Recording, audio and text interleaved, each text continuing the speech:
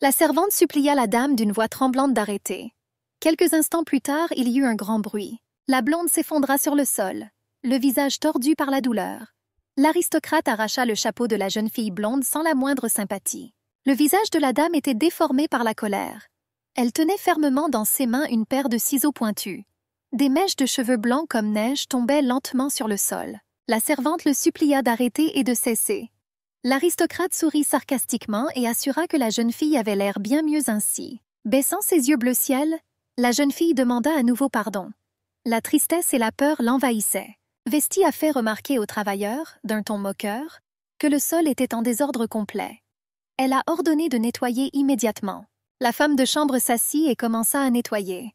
L'aristocrate a dit qu'elle ne voulait pas voir les touffes de cheveux coupées. Vesti a prévenu l'ouvrière qu'elle lui couperait tous les cheveux sans l'ombre d'un doute. La dame a rappelé qu'elle aimait quand il y avait de l'eau chaude dans son lavabo. Après avoir rassemblé tous les cheveux coupés dans l'ourlet de sa robe, la servante quitta la pièce. Les portes se sont fermées en claquant. En se tenant la joue gonflée par le cou, l'ouvrière était contente que rien de pire ne soit arrivé. Vesti était la fille unique de M. Paul. Étant la fille unique d'un aubergiste, la jeune fille a atteint ses objectifs quoi qu'il arrive. La servante s'est rendue compte qu'elle avait besoin d'au moins un peu de sommeil. Elle savait qu'une autre journée de travail difficile l'attendait. Les feuilles tourbillonnaient lentement dans les courants d'air et tombaient au sol. Le soleil du matin illuminait le ciel de couleur pastel. Les rues de la ville étaient vides. Les rayons lumineux réveillèrent le coq qui commença à chanter. La jeune fille réalisa qu'elle avait vécu dans cette taverne pendant la majeure partie de sa vie. La servante était une orpheline sans un sou en poche. Elle s'est calmée de cette façon en mettant son uniforme.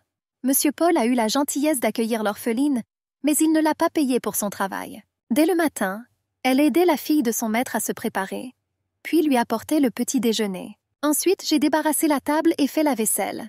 À cause du travail acharné, la jeune fille pensait souvent à s'échapper. Mais maintenant, elle allait saluer les invités de la taverne. La jeune fille a poliment demandé au couple pour combien de personnes ils avaient besoin d'une table. La seule chose qui l'empêchait de s'enfuir était le fait que la vie ne s'améliorerait probablement pas après cela. Les invités étaient heureux de manger de la nourriture délicieuse. La taverne était bondée à cause du festival. Elle a fait tout son possible pour éviter de se montrer sous un mauvais jour. Et j'ai travaillé dur tous les jours. La femme de chambre devait commencer à préparer la nourriture pour les invités dès le matin. Vesti a dit à l'ouvrier d'un ton grossier que ses cheveux dépassaient dessous sa coiffe. La fille de l'aubergiste a remarqué qu'elle osait toucher le bouchon avec des mains sales. L'ouvrier a commencé à s'excuser. La fille remarqua que la servante avait un visage très sale. En agitant la main, Vesti a signalé qu'elle perdait l'appétit. La petite fille ordonna à la servante de se laver immédiatement. Le sadique a dit à l'orpheline qu'elle devait cacher ses cheveux. La fille de l'aubergiste a rapporté que des hommes se promenaient et posaient des questions sur une fille aux cheveux argentés. Après avoir mordu la pomme rouge, la fille a assuré que le forgeron Eddie lui en avait parlé. La jeune fille supposait qu'un membre de la noblesse cherchait un nouveau jouet. L'ouvrière était étonnée, car Vesti en savait beaucoup plus qu'elle. Presque toutes les femmes des bidonvilles ont connu le même sort. Si elles avaient de la chance, elles pourraient trouver un emploi de domestique. La jeune fille fut avertie que dans le pire des cas, elle devrait devenir une courtisane de basse classe. La fille n'a pas eu de chance dans la vie, mais elle avait prévu de rester à la taverne quoi qu'il arrive. Rin salua la femme, et elle a demandé à Joséphine de lui donner quelques cuisses de poulet. Elle était indignée de voir où Paul dépensait son argent durement gagné. Elle a demandé si le maître avait battu la servante. L'orphelin sourit et assura que cela n'arrivait plus aussi souvent qu'avant. Elle était habituée depuis longtemps à ce genre d'attitude. La vendeuse a dit qu'elle ne pouvait pas supporter cet homme, sachant comment il traitait le bébé. La femme a indiqué qu'elle en avait mis plus que d'habitude. Elle a demandé à la fille de manger quelque chose quand Paul n'était pas là. Un peu d'espoir apparut dans les yeux de l'orpheline, et elle remercia sincèrement la femme. Cela faisait mal à Joséphine de voir l'expression renfrognée sur le visage de l'orpheline, car elle avait toujours souri du vivant de sa mère. Quelqu'un toucha l'épaule de Rin. Le gars l'a accueillie avec un sourire joyeux et lui a demandé si elle avait exécuté l'ordre de l'aubergiste. La servante a signalé que la taverne était à court de nourriture. Minos a remarqué que leur rencontre était devenue rare depuis qu'elle travaillait là-bas. Son amie lui tendit pensivement plusieurs brochettes de viande juteuse. La fille a dit qu'elle devait rentrer avant que Paul ne vienne la chercher. Minos a dit en plaisantant que ses mains allaient tomber si personne ne prenait les brochettes fraîches. L'ouvrier le remercia et prit 2 brochettes. Le gars a souri et a dit qu'elle pouvait tout prendre. puisqu'il avait assez de nourriture. Elle a promis de le soigner la prochaine fois. Un ami a dit qu'il travaillerait pour une famille noble. La jeune fille, avec une déception perceptible dans la voix, a suggéré qu'il ne se reverrait plus jamais. Souriant, il espérait qu'elle passerait du temps avec lui lorsqu'il viendrait dans sa ville natale. Minos lui tendit la main et dit qu'il voulait qu'elle lui promette cela sur ses petits doigts. Un ami a dit à Rin qu'elle devrait rester loin des rues pendant quelques jours. La fille a supposé qu'il parlait d'hommes qui recherchaient des filles aux cheveux argentés. La servante a expliqué que Vesti lui avait dit cela. Le gars était sûr qu'il valait mieux prévenir que guérir. L'employé a dit qu'elle revenait du magasin. Paul lui saisit brutalement sa casquette et lui arracha sa coiffe. La petite fille a dit qu'elle regrettait d'être en retard. L'un des invités a demandé si cette fille était celle que le monsieur recherchait. Les hommes en costume d'affaires ont regardé de plus près la petite fille, réalisant qu'elle correspondait à leur apparence. Paul a demandé où était sa récompense. Bientôt, un sac de pièces fut jeté à l'aubergiste. L'orpheline tomba à genoux et demanda ce que cela signifiait. Lorsque Vesti s'est approchée de la fille, ne comprenait-elle pas encore qu'elle avait un nouveau propriétaire? Gubianka a expliqué que quelqu'un leur avait acheté le bébé. L'ouvrière tomba à genoux et le supplia de ne pas faire cela. La fille a promis de faire la lessive 2 fois par jour à partir de maintenant. Elle a dit qu'elle était prête à travailler même sans nourriture. L'homme a frappé l'orpheline avec colère, la faisant s'effondrer sur les tuiles froides. Rin resta allongée là pendant quelques instants, gémissant de douleur. En riant, la fille du monsieur lui rappela qu'elle avait dit à la jeune fille que les cheveux argentés la ruineraient. Vesti a demandé de ne pas l'oublier si elle devenait soudainement la maîtresse d'un vieil aristocrate. La porte a claqué bruyamment. Le bébé, surmontant la douleur, essaya de se lever. Rin a demandé ce qui lui arriverait. Les acheteurs l'ont contacté assez rapidement. Ils ont suggéré que nous montions d'abord dans la voiture. La femme de chambre a soigneusement lavé sa nouvelle collègue. La femme a été horrifiée de voir l'état du corps maigre du bébé. Elle assura qu'il serait bien difficile de servir Milady Elizabeth dans un tel état.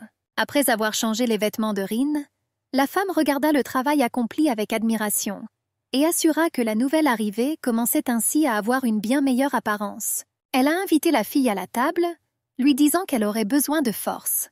La blonde lui conseilla de ne pas se précipiter, l'avertissant qu'elle pourrait s'étouffer. La jeune fille a demandé aux acheteurs ce qu'elle devrait faire. Les garçons ont dit que la nouvelle femme de chambre ferait des choses qu'une dame ne devrait pas faire. Elle a dit que sa collègue pouvait venir quand elle voulait manger.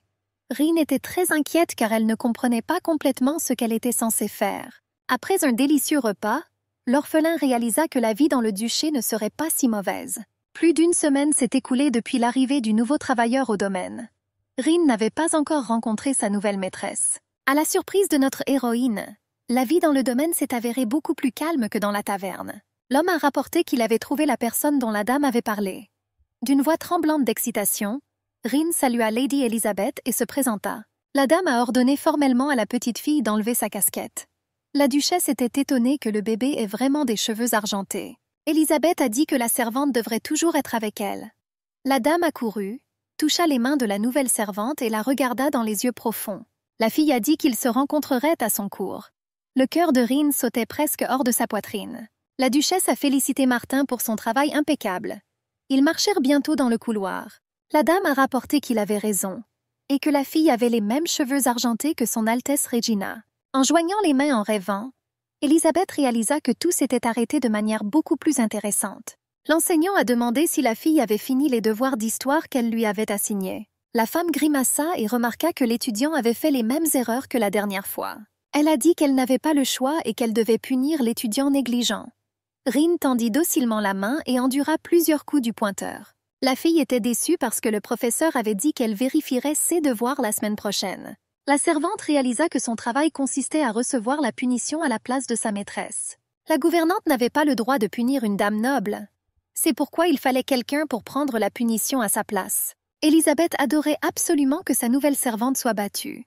L'orpheline s'est rendue compte que ce n'était pas tout à fait le travail auquel elle s'attendait. La jeune fille s'est soutenue en disant que c'était bien mieux que de travailler dans une taverne. L'ouvrier espérait que cela rendrait Lady Elizabeth heureuse. Le garçon légèrement confus a demandé à Rin qui elle était. La servante frissonna et sortit de ses pensées. Elle ne savait pas qui se tenait devant elle à cause du soleil éclatant. La brune remarqua qu'il y avait du sang sur son visage et l'essuya soigneusement avec son mouchoir. Il a partagé que c'était son endroit secret. Le gars était étonné que quelqu'un somnolait là.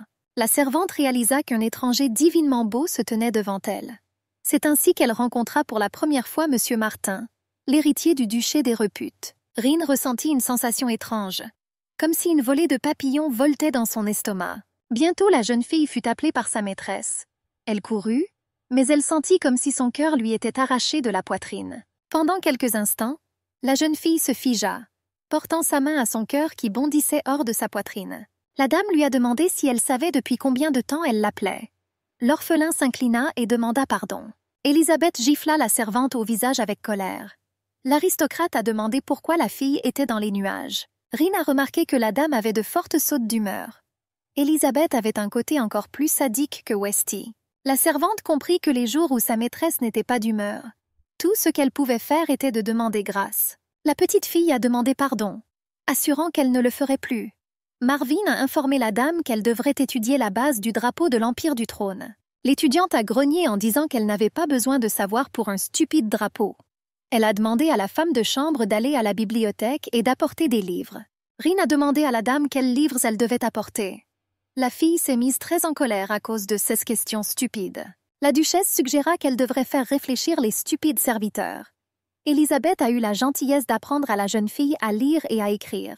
La servante s'est rendue compte que sa maîtresse faisait cela uniquement pour pouvoir faire ses devoirs. L'orphelin réalisa que cette tâche était bien meilleure que de recevoir des punitions de la gouvernante Luther. La jeune fille était ravie d'avoir l'opportunité de visiter la bibliothèque. Elle se promenait avec plaisir entre les étagères majestueuses remplies de littérature variée. L'odeur des vieux livres flottait dans l'air.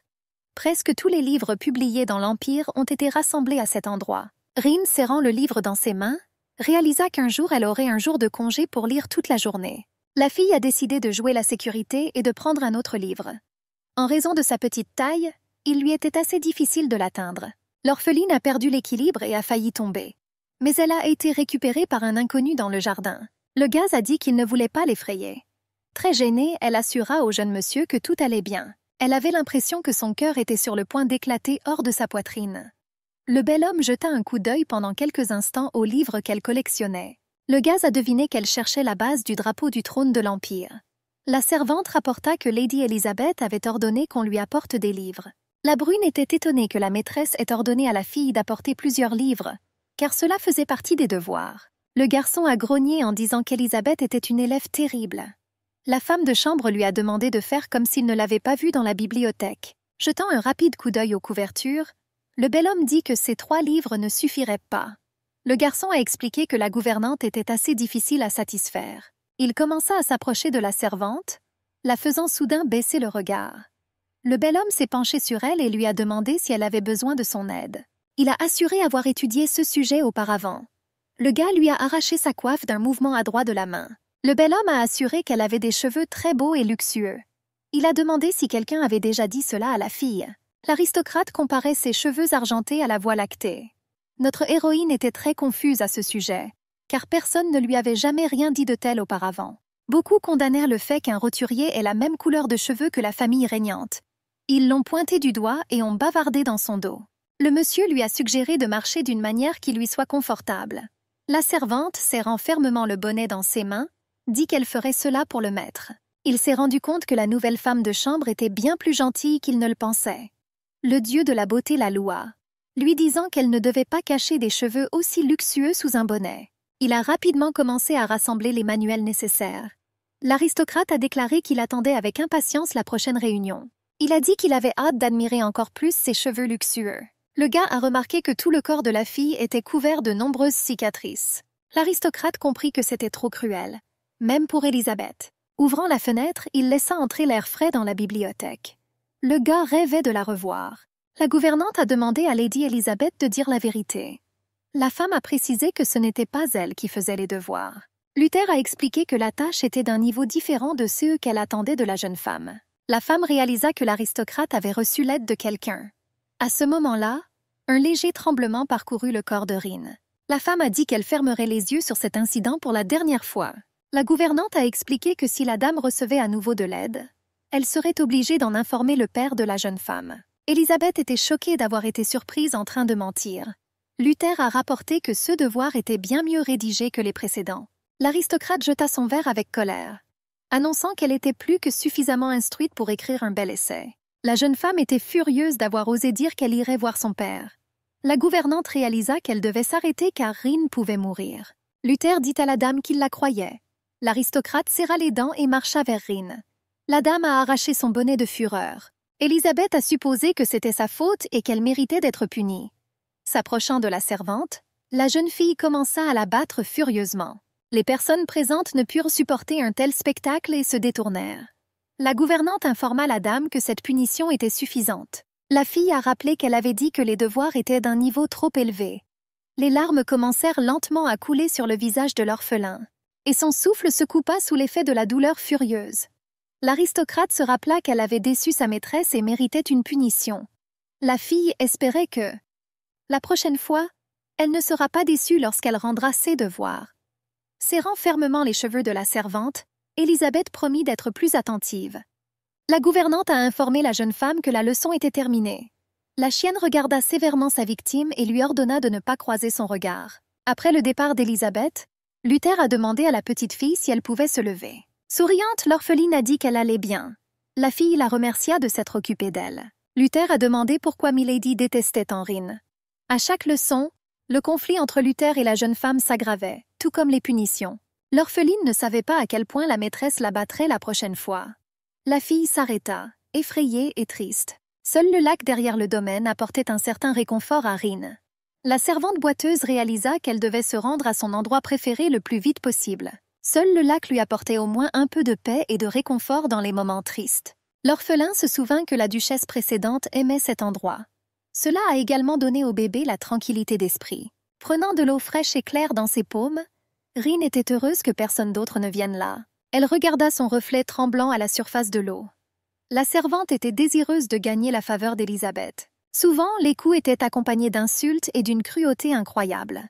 La jeune fille supposa qu'elle rappelait à Milady quelqu'un qu'elle méprisait beaucoup. Rin comprit que de telles pensées ne changeraient rien. La petite fille pensait qu'elle passerait le reste de ses jours ainsi. Lorsque l'orpheline est arrivée pour la première fois dans le duché, l'espoir d'une vie meilleure brillait dans son âme. Rin méprisait cet endroit de toute son âme. Quelqu'un l'a appelée. La petite fille essaie de trouver son interlocuteur avec sa tête. Le gars a dit qu'il était à l'étage. Le bel homme a remarqué qu'ils ne s'étaient pas vus depuis longtemps. Un peu confuse par le fait que quelqu'un ait entendu ses pensées, la jeune fille salua le jeune maître. Martin a clarifié ce qui est arrivé à son visage. Le gars a remarqué beaucoup de coups. Le bel homme a demandé qui avait battu la servante. La jeune fille couvrit son visage gonflé avec ses mains et dit qu'il n'y avait rien de mal à cela. Le gars a supposé que c'était l'œuvre d'Élisabeth. L'aristocrate lui suggéra de demander lui-même à la dame. Tombant à genoux, la servante supplia le jeune maître de ne pas faire cela. L'orphelin a expliqué que s'il demandait cela à Élisabeth, il lui causerait beaucoup de problèmes. Le gars ne comprenait pas pourquoi elle me racontait ce qui s'était passé. Il a promis de garder tout secret. Martin a indiqué qu'elle pouvait hocher la tête si la réponse était oui et secouer la tête si la réponse était non. Avec des gouttes de sueur froide sur son visage, la servante hocha la tête. Le jeune homme ne comprenait pas quand sa sœur finirait par reprendre ses esprits. La fille a déclaré qu'elle allait bien. La servante lui assura que s'il parlait à la maîtresse, elle aurait encore plus de problèmes. L'orpheline réalisa qu'elle ne pouvait pas dire la vérité au garçon, car sa maîtresse était sa sœur cadette. Le bel homme sortit quelque chose de sa poche et dit qu'il voulait que la fille l'essaye. Rin le remercia pour sa générosité. L'aristocrate ne pouvait pas comprendre comment elle pouvait le remercier sans même savoir ce qu'il allait lui donner. D'une voix tremblante, la petite fille demanda pardon. En caressant les cheveux soyeux et blancs comme neige de la servante, le gars a dit qu'il plaisantait. Martin a promis de lui donner des friandises dès qu'il en aurait l'occasion. Rin était étonnée que le plus beau mec qu'elle ait jamais vu fasse des gestes gentils envers elle. Le cœur du bébé battait à cause de la chaleur qu'elle n'avait presque jamais ressentie de sa vie. La violence était la seule forme de communication qu'elle rencontrait. La douleur et la peur faisaient partie de son quotidien. Martin était la seule personne qui l'a bien traitée après la mort de sa mère. Le cœur de l'orpheline se mit à battre comme s'il voulait sortir de sa poitrine. L'aristocrate lui demanda avec inquiétude si elle se sentait malade, remarquant que son visage était devenu rouge. Un peu gênée, la femme de chambre a déclaré qu'elle allait parfaitement bien. Le gars s'est approché d'elle et lui a demandé si elle avait de la fièvre. En reculant, la pauvre bête rapporta que tout allait bien. L'aristocrate plaça soigneusement un bonbon au chocolat dans sa bouche. La pupille se rétrécit de plaisir. La servante n'avait jamais rien goûté d'aussi délicieux et sucré. En caressant ses cheveux soyeux, Martin dit qu'il était heureux qu'elle apprécie cette délicatesse. La fille ne comprenait pas pourquoi son cœur s'était mis à battre plus vite. Elle supposait que c'était la douceur du chocolat ou le beau sourire du jeune homme qui était à blâmer. Le gars lui a demandé s'il était temps d'aller chez la maîtresse. L'aristocrate a rapporté qu'ils étaient dans cet endroit depuis assez longtemps. L'orphelin se précipita vers le domaine. Il a dit qu'il avait hâte de se revoir un peu plus tard. Rin commença à s'inquiéter de la fréquence à laquelle elle pourrait être battue à nouveau pendant sa longue absence. La fille sourit et réalisa qu'il n'y avait rien de mal à cela puisqu'elle pouvait passer du temps avec Martin. Le gars se sentait un peu offensé de ne pas pouvoir la voir pendant longtemps. Rin se consolait en se disant que Lady Elizabeth était toujours au lit. La femme de chambre a légèrement écarté les rideaux pour réveiller madame avec un faisceau de lumière vive. La servante réalisa qu'elle était sur le point de réveiller l'aristocrate de bonne humeur. La fille comprit qu'elle allait lui jeter tout ce qui lui tombait sous la main. Élisabeth demanda d'une voix rauque un verre d'eau. La dame a demandé où elle était allée. La jeune femme était sûre que Rin la suivrait immédiatement. L'aristocrate lui a demandé si elle savait à quel point elle était mal à l'aise. Élisabeth était très ennuyée de devoir s'endormir seule. La jeune fille comprit que c'était un mensonge complet, puisque la duchesse avait de nombreuses autres servantes à son service. L'orphelin a vu Muriel suivre sa seigneurie avant qu'elle n'entre dans le jardin. La fille a demandé où elle était allée. Rin a assuré qu'elle était dans la cuisine. L'orpheline a dit qu'elle avait demandé à préparer des collations pour la dame. L'aristocrate a demandé à Pomraknev si elle était un cochon. Elle a montré son mécontentement en plissant le visage. La femme de chambre a rapporté qu'elle savait combien Élisabeth aimait déguster des cannelés après sa sieste de l'après-midi. Avec un lourd soupir, la jeune femme demanda qu'on lui apporte le dessert. La cuisinière salua sa collègue et supposa qu'elle était venue chercher des collations pour la dame. La petite fille a demandé si la femme pouvait lui donner les cannelés qu'elle avait demandé plus tôt. La cuisinière a dit qu'elle s'attendait à son arrivée à cette heure-là. L'employé a donné un des desserts et a dit que le dessert n'avait pas la bonne forme. C'est pourquoi elle ne pouvait pas le servir. L'orpheline a remercié sa collègue de s'être occupée d'elle.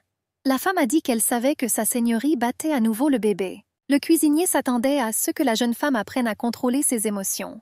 Rin a rapporté que cette journée n'était pas si mauvaise. Le collègue a conseillé à la jeune fille de se dépêcher pour qu'Élisabeth ne se fâche pas à nouveau. La femme était incroyablement offensée que la dame ait traité si mal cette jeune fille qui travaillait dur. Miruel a dit qu'il serait mieux qu'ils y aillent ensemble. La petite fille a rapporté que la dame lui avait ordonné d'y aller seule. Un collègue m'a prévenu qu'il y avait des animaux sauvages là-bas. Rin savait qu'il y avait une raison pour laquelle elle avait été envoyée dans la forêt à une heure aussi tardive. Élisabeth devait recevoir un invité fou amoureux des fraises des bois. La fille marchait lentement le long d'un chemin forestier éclairé par le clair de lune. L'orphelin a compris que ce travail devait être fait en binôme. Elle se rassura en se disant que tout irait bien si elle se dépêchait. Rin espérait revoir le jeune maître. C'était douloureux pour les filles de réaliser que Martin irait bientôt à l'académie. Elle s'est rendue compte qu'elle ne pourrait plus voir Martin souvent. L'orpheline entendit un bruit dans les buissons, ce qui la fit frissonner et tomber au sol. Voyant les yeux briller dans le noir, elle implora mentalement la pitié. Une voiture luxueuse roulait sur l'un des sentiers forestiers. L'un des chevaux sursauta soudainement en entendant un bruit fort. Le jeune homme a demandé ce qui s'était passé. Le cocher rapporta que les chevaux avaient été effrayés par le cri qui venait des profondeurs de la forêt. L'homme a rapporté que le bruit s'est arrêté rapidement et ressemblait à un cri. L'aristocrate se rendit compte qu'il n'était pas loin du duché. Il était sûr qu'il n'y avait pas d'animaux dangereux à proximité. La fille a crié lorsqu'elle a entendu un rugissement menaçant. Le clair de lune froid a arraché la silhouette d'un cerf à l'obscurité. Rin ressentit un certain soulagement lorsqu'elle réalisa qu'il s'agissait d'un cerf ordinaire. La servante fut horrifiée de réaliser qu'elle avait renversé un panier de baies sauvages. L'orpheline comprit que trop de temps s'était écoulé et qu'il était temps pour elle de revenir. La cuisinière était incroyablement heureuse que son collègue lui ait apporté un panier entier de fraises des bois parfumées. La femme a rapporté que Rin avait fait un excellent travail et lui a conseillé de prendre un peu de repos. La petite fille a dit qu'elle devait aller voir la dame avant d'aller se coucher. Ses collègues ont demandé à Rin pourquoi elle était restée là, négligemment, lorsque leur cher invité est arrivé. Les filles ont expliqué que Madame Elizabeth avait dit à tout le monde de venir. Lord Hargreaves est arrivé. Lorsque le gars se tenait à la porte d'entrée, tous les ouvriers l'ont salué en s'inclinant. Philippe salua froidement son ami. La jeune femme s'est précipitée vers l'invité à bras ouverts, lui disant qu'il lui manquait beaucoup. Le seigneur a remercié Élisabeth pour son accueil chaleureux. Après avoir fait une révérence, la jeune fille suggéra de la suivre dans le salon. La servante supposa qu'Élisabeth aimait beaucoup le jeune homme. Miraël a rapporté que le Seigneur était l'opposé de M. Martin. Un ami a suggéré que Philippe avait parcouru un long chemin. Le gars a dit qu'il n'y avait pas lieu de s'inquiéter, disant qu'il était arrivé de bonne humeur, voulant retrouver son vieil ami. Élisabeth était outrée parce que l'objet de son affection ne lui manquait pas du tout. Le Seigneur a assuré que ce n'était pas le cas. Un sourire radieux apparut immédiatement sur le visage de la jeune femme. Le gars a remarqué que l'aristocrate avait un nouveau serviteur aux cheveux argentés. Philippe a rapporté qu'il avait déjà vu ce visage auparavant. La dame du domaine était furieuse qu'il s'intéresse à une servante. L'admirateur lui a rappelé qu'il ne s'était pas vu depuis longtemps. En ébouriffant ses cheveux couleur corbeau, le gentleman assura qu'elle passe toujours en premier pour lui. Élisabeth a rapporté qu'il l'avait presque fait pleurer. La jeune fille a dit à son amant que la forêt entourant le domaine était très belle et a suggéré d'y faire un pique-nique. L'interrompant, son frère lui dit que l'invité venait d'arriver. Le seigneur a informé son ami qu'il allait bien et qu'il serait heureux d'aller pique-niquer. Milady a demandé aux servantes de préparer un panier de pique-nique. La fille avait prévu d'aller dans la forêt à cheval. Martin a demandé à sa sœur jusqu'où elle voulait aller. L'aristocrate assurait que les coins les plus reculés de la forêt étaient les plus beaux. La jeune fille a rapporté qu'elle avait ordonné aux domestiques d'inspecter le territoire. Élisabeth dit que la servante devrait leur montrer le chemin. Miraël lui a suggéré de suivre le bébé. L'orpheline a rapporté que tout allait bien et que madame avait refusé de l'emmener au pique-nique. Le collègue ne comprenait pas pourquoi la dame n'emmenait que sa femme de chambre personnelle. La fille s'est rendue compte que le panier était trop lourd pour une seule personne. Rin supposa que la dame n'était pas à l'aise à l'idée d'emmener 2 serviteurs avec elle. Elle la remercia pour son travail et lui promit de prendre une partie du linge. La petite fille a dit qu'elle devrait remercier son amie pour son aide. De bonne humeur, la duchesse marchait le long des sentiers forestiers.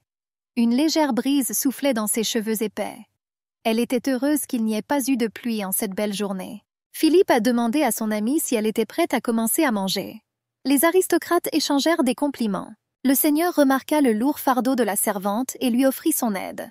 Le bébé a assuré que tout allait bien. Rin a failli tomber après avoir trébuché sur une petite pierre, mais le seigneur n'a pas laissé cela se produire. Philippe a demandé si tout allait bien pour la fille. L'orpheline mangea à satiété pour ne pas mettre sa maîtresse en colère. Le bruit des sabots était à peine audible alors que les chevaux marchaient sur l'herbe douce. Peu de temps après, la compagnie atteignit un petit lac à la lisière de la forêt. Les rayons du soleil jouaient sur la surface de l'eau et des pierres couvertes de mousse. Souriant, le jeune seigneur dit qu'il n'aurait jamais pu imaginer que la forêt puisse être si belle. La dame a suggéré de séjourner dans cet endroit merveilleux. Rin était confuse car c'était la première fois de sa vie qu'elle montait à cheval. Le gars s'est approché d'elle et lui a dit que descendre du cheval n'était pas si facile. Le jeune homme tendit une main secourable à l'orphelin. Philippe supposait qu'elle n'avait jamais eu d'expérience en matière d'équitation. La servante déglutit nerveusement et sentit le regard dédaigneux de sa maîtresse. Rin imaginait déjà à quoi ressemblerait la maîtresse après son retour. Son regard ne promettait pas de laisser la servante s'en tirer avec une telle chose. Le seigneur fut étonné de la quantité de nourriture qu'il y avait sur leur nappe. Il invita les serviteurs à se joindre à eux pour leur repas. L'orpheline a assuré que tout allait bien et qu'elle se portait bien là-bas. Le monsieur a indiqué qu'il se sentait mal à l'aise parce que la jeune fille se tenait loin d'eux. Il a demandé à venir lui servir une tasse de thé frais. Martin a assuré qu'il ne fallait pas s'incliner ainsi. Le duc rapporta qu'ils étaient tous seuls au milieu de la forêt. Souriante, la dame dit que les gars avaient raison et invita la femme de chambre à s'asseoir à côté d'elle. Le bébé a commencé à apprécier le chant des oiseaux. Elle était toute seule. Les poissons rouges nageaient lentement dans l'étang calme. Rin a donné l'impression que ce n'était qu'un moment fugace. Elle a décidé de profiter du moment tant qu'elle le pouvait. Le seigneur a demandé à son ami s'il était allé à l'académie. Philippe a demandé s'il était prêt. Le gars a demandé au duc s'il allait rejoindre la confrérie. Il soupira lourdement et expliqua que la confrérie n'était pas un endroit où l'on pouvait adhérer de son plein gré. Élisabeth a dit qu'elle se sentirait seule lorsqu'ils iraient à l'académie. Les gars ont dit qu'ils viendraient pendant les vacances. La dame a dit que Philippe devrait venir lui rendre visite plus souvent. « Lève-toi de ton siège. » Rin a demandé à la dame la permission de faire une petite promenade dans les environs. Après avoir reçu la permission, la servante a dit qu'elle reviendrait bientôt. La jeune fille comprit que l'Académie impériale du trône était aussi une école militaire. La femme de chambre savait que cet établissement n'acceptait pas les filles. Avant son arrivée, les journées au domaine étaient sombres et déprimantes. La rencontre avec Martin fut une récompense et un rayon de lumière pour l'orphelin. La fille a décidé de mouiller ses pieds fatigués dans l'eau fraîche du ruisseau. Rin remarqua une dispersion de fraises des bois dans la clairière. La servante se souvint que Philippe était follement amoureux de cette baie. Après avoir mis de nombreuses petites baies dans l'ourlet de sa robe, la petite fille supposa que cela suffisait. Elle était sûre que cet arrangement plairait à la dame. La dame a demandé où Rin était allée. Elle est devenue très en colère quand elle a vu la fille parce qu'elle n'a pas répondu pendant longtemps. Élisabeth a rapporté que la punition l'attendait dès leur retour au domaine. L'aristocrate trébucha sur une petite pierre et faillit tomber dans le ruisseau. L'orpheline n'a pas laissé la dame se mouiller, prenant ce sort sur elle. Rin tomba dans l'eau claire et fraîche. La servante était contente que sa maîtresse ne soit pas mouillée. L'aristocrate lui demanda combien de fois elle devrait punir la jeune fille pour qu'elle se remette dans ses idées. La servante a crié involontairement, réalisant ce qui l'attendait. Le seigneur demanda à son ami ce qui s'était passé. Un léger frisson parcourut le corps de la dame. Le gars a signalé qu'ils avaient entendu des bruits forts et a expliqué ce qui s'était passé. La duchesse tendit la main et demanda à Rin si elle allait bien. Le visage de la fille s'est transformé en expression d'aversion. Essayant de réprimer son excitation, Rin rapporta qu'elle allait parfaitement bien. La dame l'a aidée à se relever. Le seigneur lui a demandé si elle avait été blessée lors de la chute. Philippe a dit qu'elle avait besoin de se sécher pour ne pas attraper froid. La femme de chambre lui a assuré qu'elle allait bien et qu'il n'y avait aucune raison de faire cela. Essayant de détourner l'attention sur elle-même, la duchesse a dit qu'elle se sentait étourdie. Le gars a dit qu'elle pouvait s'appuyer sur son épaule. Élisabeth a supposé qu'elle s'était tordue la cheville en trébuchant. Le gars était content que sa petite amie n'ait pas été gravement blessée et a suggéré que cela aurait pu être bien pire. Constatant que la jambe de l'orphelin était blessée, Martin suggéra de revenir en arrière. Milady se rendit compte que tout ne se passait pas comme elle l'avait prévu. L'aristocrate commença à se mordre les doigts de ressentiment. Les amis ont commencé à détacher les chevaux. Élisabeth a dit qu'elle voulait passer plus de temps avec le seigneur. Elle siffla que la femme de chambre avait tout gâché.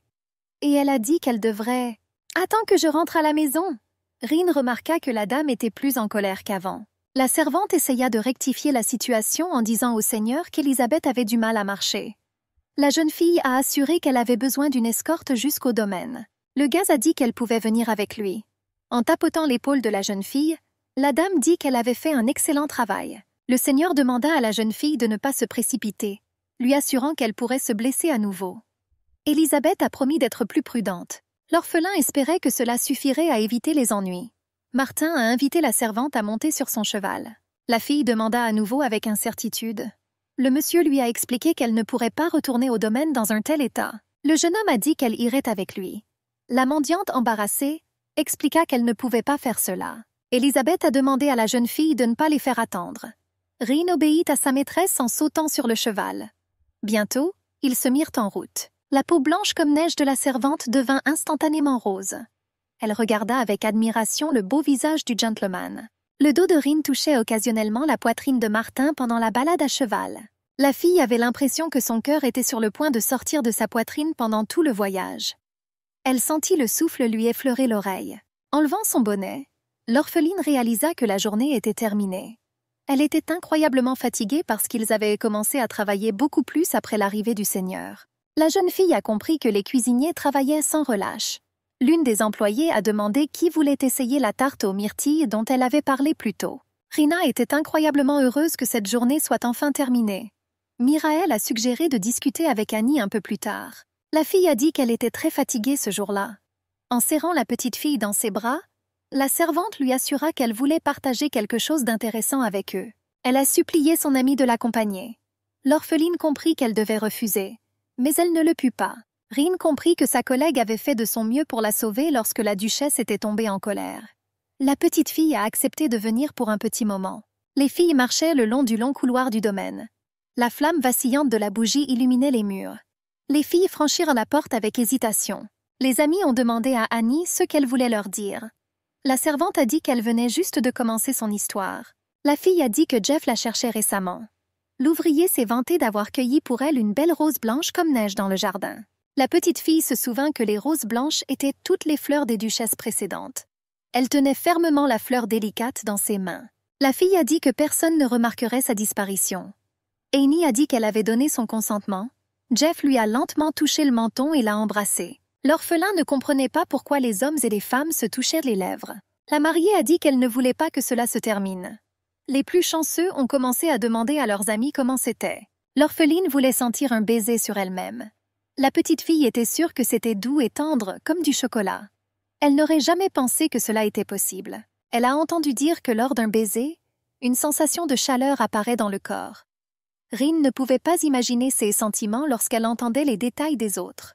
L'orpheline espérait que son premier baiser avec M. Martin serait aussi doux et sucré que le chocolat qu'il lui offrait. Serrant fermement l'énorme bouquet de fleurs, la servante espérait que cela suffirait à plaire à sa maîtresse. Après le pique-nique, elle a réussi à échapper à la colère de la maîtresse. La dame ne savait plus quoi faire maintenant, car elle avait menti à propos de la blessure à sa jambe et ne pouvait aller nulle part. Une aristocrate m'a demandé de créer une composition florale pour elle. Rin était contente de ne pas être vraiment blessée. La fille a glissé dans les escaliers et a failli tomber. Mais M. Martin l'a sauvée une fois de plus. Le cœur de la servante se mit à battre la chamade et elle le remercia. Rin regarda les douces lèvres du maître, rêvant d'un baiser. Le gars a remarqué que le bouquet semblait assez lourd. Il a offert son aide. La petite fille a assuré qu'elle pouvait se débrouiller seule. Souriant, Martin lui souhaita bonne chance. Bientôt, le gars s'est remis à ses occupations. La jeune fille réalisa qu'elle ne pouvait pas arrêter de regarder les lèvres du jeune maître. Elle voulait presser ses lèvres contre les siennes. L'orpheline réalisa que son souhait ne se réaliserait jamais. L'ouvrière a laissé tomber une fleur alors qu'elle était perdue dans ses pensées. La femme de chambre réalisa qu'elle avait auparavant apprécié observer le gars de loin. De plus en plus souvent, Rin se surprenait à penser qu'elle en voulait plus. Elle comprit qu'une simple servante n'oserait même pas rêver de rencontrer le jeune maître. L'orpheline comprit qu'elle devait surmonter son attirance. Et faites-le le plus rapidement possible. Martin ouvrit les rideaux de la chambre de son ami et laissa entrer les rayons lumineux du soleil. Le seigneur marmonna qu'il ne pourrait pas se lever. Un ami a rappelé à Philippe qu'il voulait aller chasser les oiseaux. L'aristocrate ne comprenait pas comment il pouvait aller chasser à une heure aussi matinale. Le gars a dit qu'il ne pouvait pas sortir du lit à une heure aussi matinale. Avec un certain ressentiment, le duc a assuré qu'il avait annulé tous ses plans à ce sujet. Un ami a remarqué que Martin pouvait être sans cœur et n'a même pas sympathisé avec lui lorsqu'il est tombé malade. Le seigneur a expliqué qu'il ne voulait pas être encore plus malade. Le propriétaire du domaine a grogné en disant que quelqu'un était faible et a dit qu'il irait chasser seul. L'aristocrate a expliqué qu'il ne voulait pas changer ses plans. Un ami lui a demandé s'il allait y aller seul. Martin a assuré qu'il prendrait un guide avec lui. L'ami était intrigué par qui exactement. Le frère a dit qu'il allait maintenant entrer dans sa chambre. Le gars a demandé comment Elisabeth se sentait après la blessure qu'elle a reçue. Milady a rapporté qu'elle se sentait beaucoup mieux. La fille a demandé ce qui amenait son frère chez elle et lui a rappelé qu'il allait chasser. Martin a admis qu'il voulait lui demander une faveur. L'aristocrate remarqua que la servante de sa sœur connaissait très bien la forêt. Le garçon a demandé à emmener Elisabeth avec lui comme servante. Un peu confuse, la dame demanda de qui il parlait. Martin a expliqué qu'il voulait emmener la fille aux cheveux argentés avec lui. La sœur a dit qu'elle devrait revenir d'une minute à l'autre. Le gars a assuré qu'il attendrait son guide à cet endroit.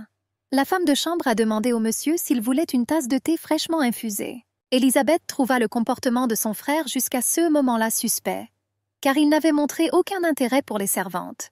La jeune fille ne comprenait pas pourquoi il voulait emprunter sa femme de chambre personnelle pour ce jour-là. Les sabots du cheval bai marchaient doucement sur le sol meuble de la forêt. Rin s'assit avec incertitude derrière le maître, se pressant fermement contre son dos. Le gars lui a demandé de se détendre, supposant qu'elle avait toujours peur des chevaux. La servante a promis de tout faire pour le jeune maître. Elle était incroyablement nerveuse. L'orpheline était si proche de l'objet de ses affections par ordre de sa maîtresse.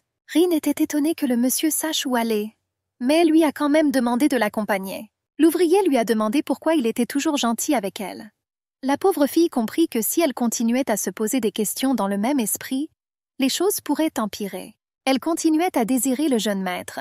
La jeune fille comprit qu'elle n'était pas en mesure de poser une telle question. Le garçon réalisa que Louis les avait suivis dans la forêt. Le jeune homme se souvint qu'il avait dit à Marvan de s'occuper du chien. Martin sourit et supposa que le chien voulait les rejoindre parce qu'il avait raté le pique-nique. Le duc a demandé à Rin de s'occuper du chien pendant qu'il chassait.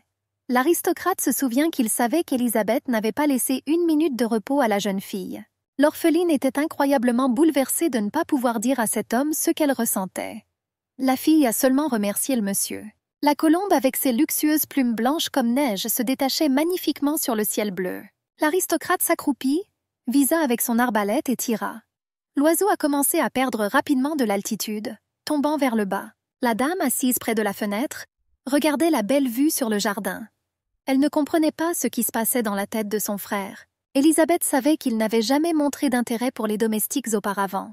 L'aristocrate ne montrait même pas beaucoup d'intérêt pour sa jeune sœur.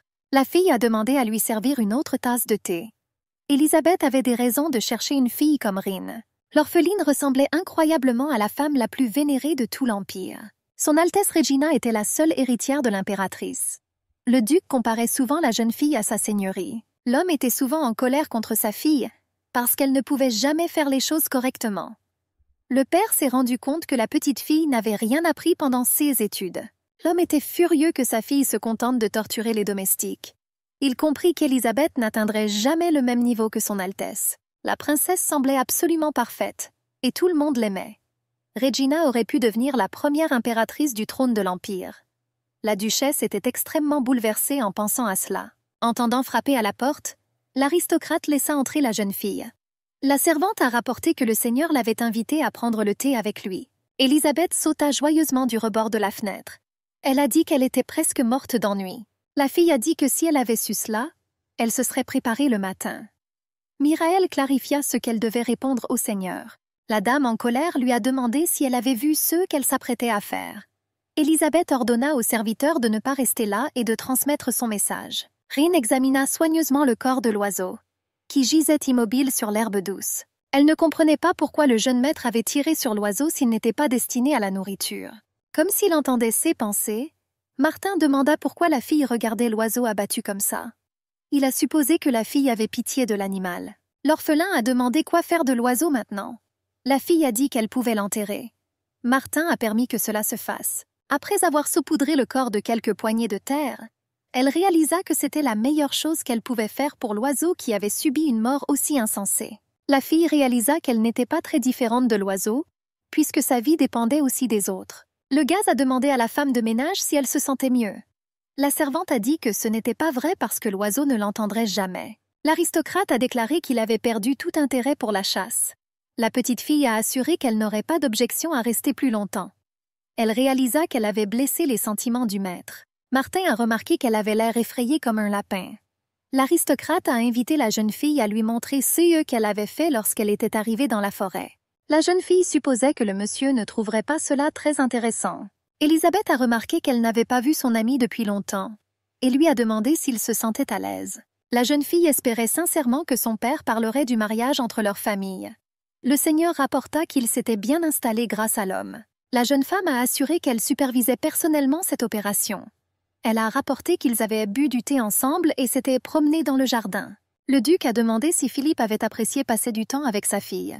Le gars a dit que l'aristocrate avait fait de son mieux pour qu'il se sente chez lui. L'homme s'est levé brusquement et a demandé si sa fille l'avait vu parler à Philippe.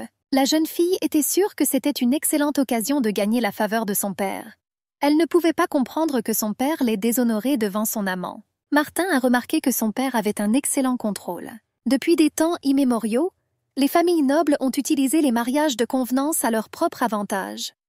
La trahison n'était pas rare non plus entre ces couples. Mais la maison Herepute et la maison Hargreaves étaient des exceptions à cette règle. Le duc et la famille du comte sont restés alliés pendant des années, partageant des opinions politiques similaires. Ils ont fait de leur mieux pour se soutenir mutuellement. Tout l'Empire était au courant de la relation entre les deux grandes familles nobles. Le seigneur lui a poliment fait savoir que ce domaine était sa deuxième résidence. L'homme a assuré qu'il avait rencontré Alex au palais l'autre jour. Le duc a dit que son père avait posé des questions sur Philippe. Le jeune homme a demandé ce qu'il avait dit à son père. Son Excellence a informé Alex que son fils était arrivé sain et sauf au domaine. L'homme a demandé qui avait eu la chasse la plus chanceuse hier. Martin a expliqué à son père que son ami ne se sentait pas bien, c'est pourquoi il est allé chasser seul. Le propriétaire du domaine a demandé si l'invité se sentait mieux. Le seigneur a rapporté que le repos était bénéfique. L'homme a demandé à son fils s'il allait chasser seul. Le duc a demandé comment tout s'était passé. Le gars a dit que tout n'était pas si mal. Martin a expliqué qu'il pouvait se déplacer plus librement dans la forêt. Sa sœur l'a surpris en train de mentir parce qu'il a emmené Rine avec lui. La fille savait qu'il comprenait parfaitement que si elle entrait dans la conversation, son père se mettrait en colère. Élisabeth réalisa que l'attitude de son père envers elle et son frère était remarquablement différente. La jeune femme a suggéré que la raison de cette attitude était le fait que sa mère était décédée après avoir accouché. Elle savait que son père la tenait responsable de la mort de la duchesse. L'homme n'a pas ignoré sa fille devant les autres. Mais dans ses propres domaines, il méprisait ouvertement Élisabeth. Enfant, la petite fille cassait des choses pour attirer l'attention de son père. Le duc ne lui prêta pas attention pour qu'elle ne le brise pas. La petite fille a décidé de passer à des choses assez difficiles à casser. Mais il n'y a eu qu'un mépris total. Le majordome s'approcha et dit quelque chose à l'oreille du maître. L'homme a dit qu'il avait des affaires urgentes à régler. Le duc a demandé à l'invité de continuer à profiter du repas. Le seigneur a admis qu'il était toujours nerveux en présence du père de son ami. Philippe remarqua qu'il ne voyait pas la servante de la jeune fille. Il supposa que la femme de chambre était partie faire des courses. L'aristocrate embarrassé demanda de qui il parlait. Un ami a dit qu'il était intéressé par une fille aux cheveux argentés. Serrant fermement l'ourlet de sa robe, l'aristocrate dit que Martin l'avait emmenée avec lui à la chasse. La jeune fille a expliqué qu'elle avait donné un jour de congé à l'employé. Le gars a compris de qui son ami lui parlait. Le seigneur a précisé qui il avait attrapé pendant la chasse. Philippe a demandé ce que son ami faisait avec la femme de chambre. Les rayons brillants du soleil inondèrent la clairière de la forêt. Rin a assuré que cette baie était sucrée et acidulée et très savoureuse. La femme de chambre a rapporté que cette plante était l'une de ses préférées. Le monsieur supposait qu'elle en savait beaucoup sur les plantes. La jeune fille a dit que sa mère lui avait beaucoup appris quand elle était en vie. La petite fille supposait qu'elle avait ennuyé Martin avec ses histoires personnelles. Le jeune homme a assuré qu'il aimerait écouter davantage. Souriant, le duc dit qu'il avait trouvé des choses plus intéressantes à faire, mais il n'a pas répondu à l'intérêt de son ami à ce sujet.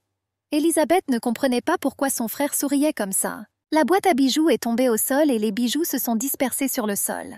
Les servantes se rassemblèrent autour d'elle, ne comprenant pas pourquoi Rin se tenait au milieu de la pièce. D'une voix tremblante, la servante dit qu'elle ne l'avait pas fait. La dame lui a demandé d'arrêter de lui mentir. La dame a rapporté que la femme de chambre avait été la dernière à toucher le collier.